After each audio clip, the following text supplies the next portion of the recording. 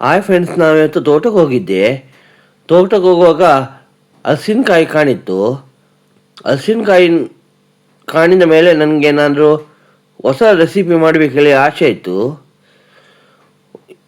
ನಾನಿವತ್ತು ಗುಜ್ಜೆಯ ಸೋಳೆಯ ಸಾಂಗ್ ಮಾಡ್ತಾ ಇದ್ದೇನೆ. ಉಪ್ಪಿನಕಾಯಿ ಟೈಪ್ ಅದು.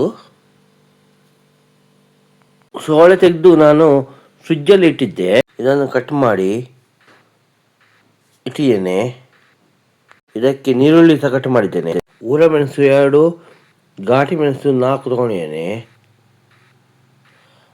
ಅದಕ್ಕೆ ಸ್ವಲ್ಪ ಹುಳಿ,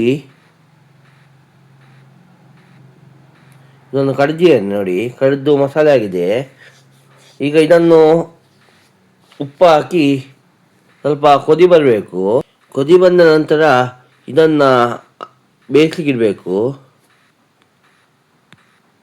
ಬೆಂದ ನಂತರ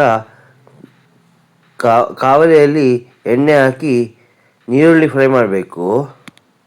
ಫ್ರೈ ಆಗಿದ್ದನ್ನು ಬೆಂದ ಹಲಸಿನ ಸೋಳೆಗೆ ಹಾಕಿದರೆ ಹಲಸಿನಕಾಯಿಯ ಸಾಂಗ್ ರೆಡಿ ಆಗ್ತದೆ. ಪುಳಿ ಮುಂಚಿ ಸಹ ಹೇಳ್ಬೋದು.